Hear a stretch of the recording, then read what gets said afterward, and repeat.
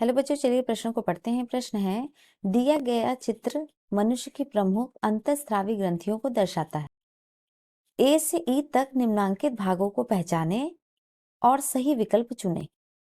आप देख सकते हैं बच्चों कि यह मनुष्य का शरीर है जिसमें आपको अंतःस्रावी ग्रंथियों को दर्शाना है।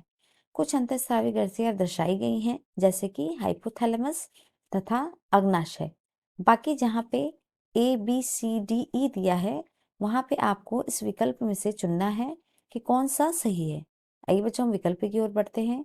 विकल्प ए है पीनियल, पिट्यूटरी, थायराइड व पैराथायराइड, थाइमस, एड्रिनल। विकल्प बी है बच्चों पिट्यूटरी, पीनियल, थायराइड व पैराथायराइड, एड्रिनल, थाइमस। विकल्प सी है बच्चों पिट्यूटरी, पीनियल, थायराइड व पैराथायराइड, थाइमस, वृकक। विकल्प डी है बच्चों पिट्यूटरी, पीनियल, थायराइड व पैराथायराइड, थाइमस, एड्रिनल। अब हमें यह विकल्प देख करके सही विकल्प चुनना है। आइए बच्चों, इस प्रश्न के मुख्य अवधारणा की ओर बढ़ते हैं। मुख्य अवधारणा। प्रश्न का जो मुख्य अवधारणा है वह है आपका अंतःस्रावी ग्रंथि। अंतःस्रावी ग्रंथि। बच्चों, अंतःस्रावी उन ग्रंथियों को कहा जाता है, जो अपने हार्मोन्स सीधे रक्त धारा में छोड़ देती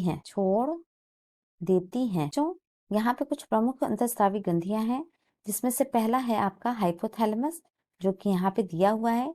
बच्चों, हाइपोथैलेमस के बाद जो हम कहते हैं पीयूष ग्रंथि, या हम कह सकते हैं पिट्यूटरी ग्रंथि, क्योंकि यह हाइपोथैलेमस के नीचे होती है और मटर के दाने के समान होती है, इसीलिए यह कहलाती है पिट्यूटरी या पीयूष ग्रंथि। इस प्रकार ए में आएगा पिट्यूटरी। सी वाला भाग है वहां आएगा पीनियल ग्रंथि। बच्चों, जो सी वाला भाग है वह है आपका थायराइड तथा पैराथायराइड।